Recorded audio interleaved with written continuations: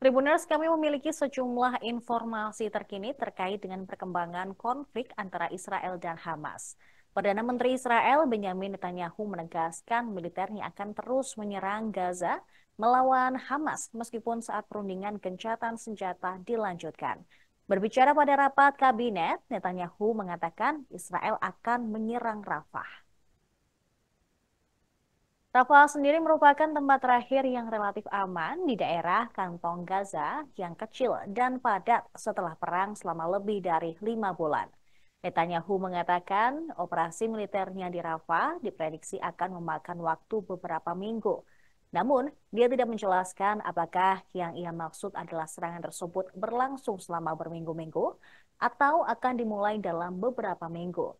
Sekutu Israel telah berulang kali mendesak Netanyahu untuk tidak menyerang Rafah. Kanselir Jerman Olaf Scholz di Yordania sebelum rencana kunjungan ke Israel juga mengatakan serangan terhadap Rafah akan membuat perdamaian regional sulit dicapai. Bahkan upaya yang dilakukan saat ini adalah untuk memastikan Israel dan Hamas mencapai gencatan senjata jangka panjang. Netanyahu mengecam tekanan dari sekutunya. Mereka telah melupakan kejadian 7 Oktober 2023 ketika Hamas menyerang Israel. Dia juga menuding dunia internasional telah mengabaikan hak Israel untuk mempertahankan diri. Ia menyebut Israel punya rencana untuk mengevakuasi warga sipil dari Rafah. Namun, lembaga bantuan dan sekutu Israel tetap skeptis. Pejuang Hamas membunuh 1.200 orang dan menyandera 253 orang dalam serangan 7 Oktober lalu, sehingga memicu serangan besar-besaran di jalur Gaza.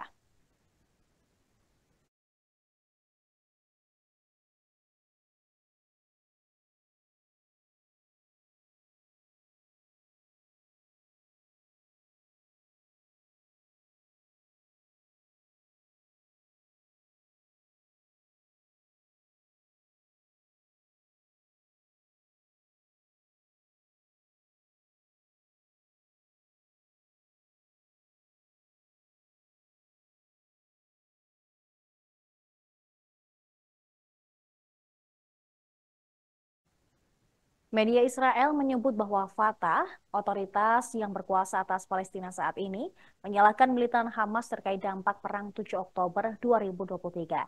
Seruan ini menandai pertama kalinya otoritas Palestina mengeluarkan pernyataan dan menyebut Hamas bertanggung jawab atas serangan tersebut.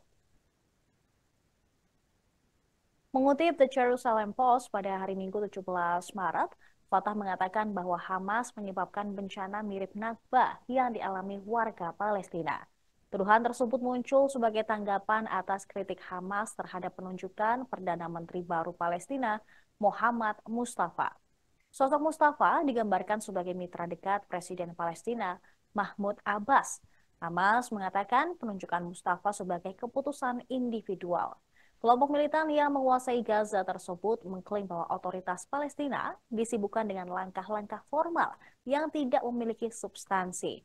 Mereka berpendapat bahwa pemerintahan baru Palestina tidak akan memiliki konsensus nasional. Hamas juga menolak apa yang mereka sebut sebagai kebijakan eksklusivitas dan memperdalam perpecahan pada momen bersejarah yang penting. Selain itu, mereka menyerukan konsensus dan persatuan nasional serta pembentukan kepemimpinan yang bersatu dan penyelenggaraan pemilihan umum yang bebas dan demokratis.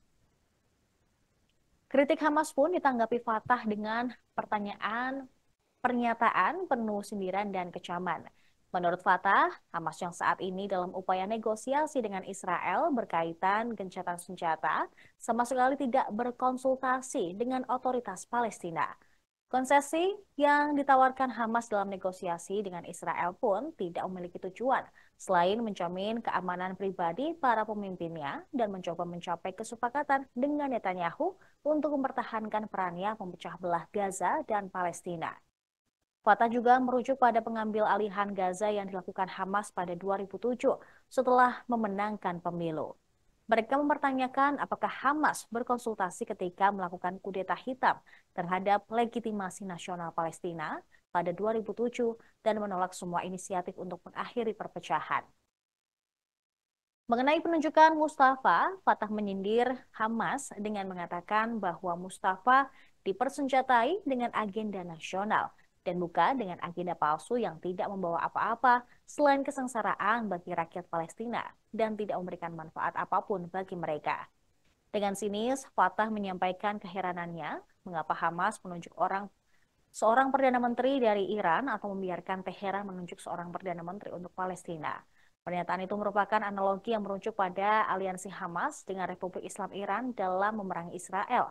Fatah juga menyindir gaya hidup mewah yang dipimpin oleh kepemimpinan Hamas di Qatar dengan menyatakan bahwa tampaknya kehidupan nyaman yang dijalani oleh pemimpin ini di Hotel Bintang 7 telah membutakan mereka dari apa yang benar. Hal ini membuat Fatah juga bertanya-tanya mengapa pemimpin Hamas dan keluarganya meninggalkan Gaza dan membiarkan rakyat Palestina menghadapi perang permusuhan yang brutal tanpa perlindungan apapun.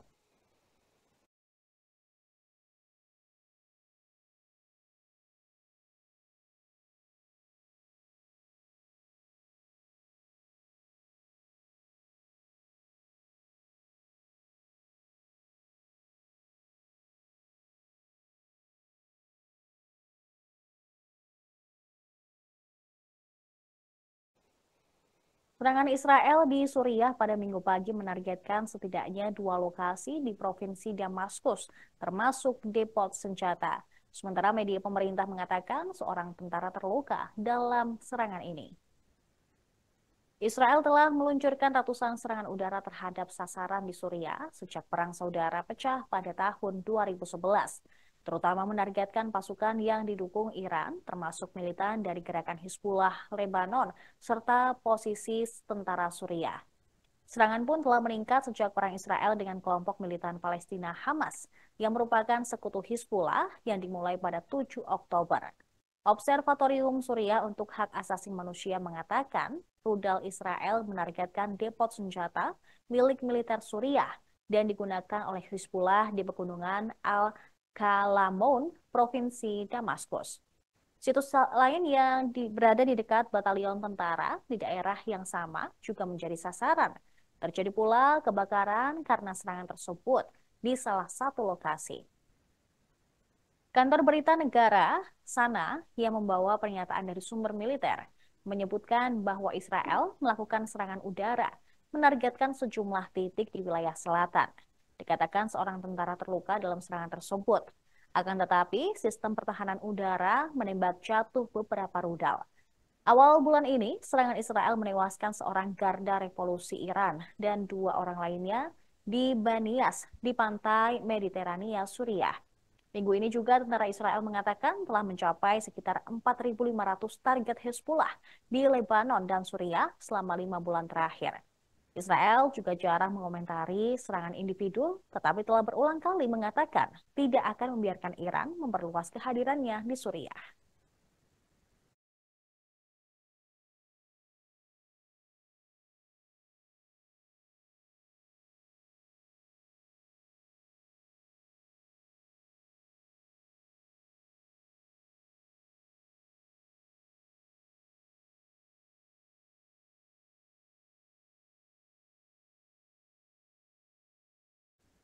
Informasi tadi sekaligus menutup perjumpaan kita pada sesi kali ini. Saya Saradita beserta kru yang bertugas pamit undur diri. Terima kasih atas kebersamaan Anda dan sampai jumpa. Download Tribun X sekarang, menghadirkan lokal menjadi Indonesia.